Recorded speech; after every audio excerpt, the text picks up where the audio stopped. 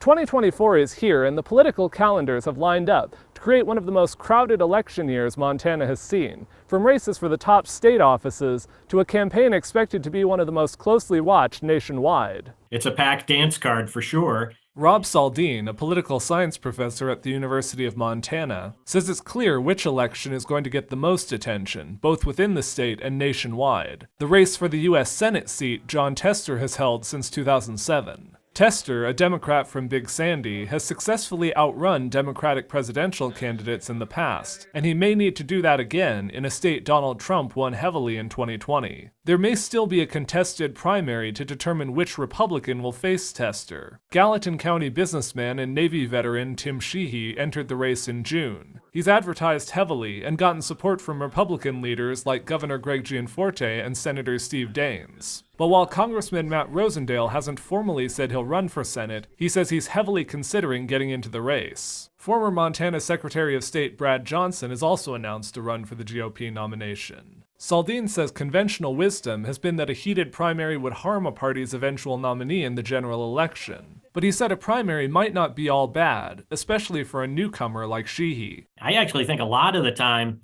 it's not necessarily a bad thing to get battle tested a little bit in the primary. Saldin says with the intense national attention on this race, the state could again see unprecedented levels of spending. It's going to be unlike anything we've seen.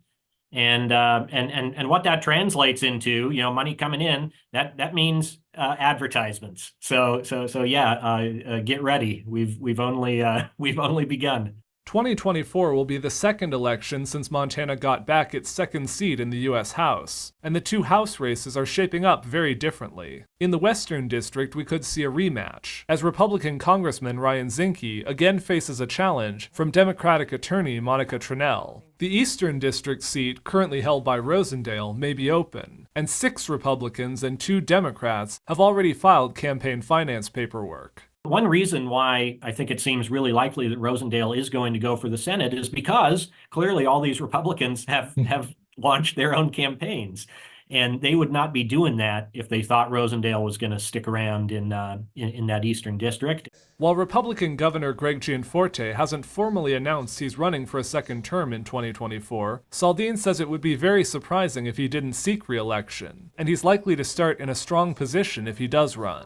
If you win that first term, you have a really good shot. I mean, take all other considerations off the table. You got a really good shot at winning the second term if you want it. Democrat Ryan Bussey, a former firearms executive and now author and activist, is already campaigning and criticizing Gianforte on issues like property taxes. Tanner Smith, a state representative from Lakeside, is the only Republican who's launched a campaign for governor so far. There will also be 2 open seats on the Montana Supreme Court, including the Chief Justice position. The races are officially nonpartisan, but Saldin says partisan dynamics have emerged in some recent elections, and it's an open question what influence that could have this year. This is a nonpartisan election, and so you don't have that Q right there on the ballot next to the name Republican, Democrat. You actually have to have picked that up and retained that information. The official candidate filing period in Montana runs from January 11th to March 11th, so that's when we'll get the final picture on how the fields in some of these races are going to shape up.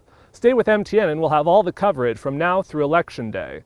In Helena, Jonathan Amberian, MTN News.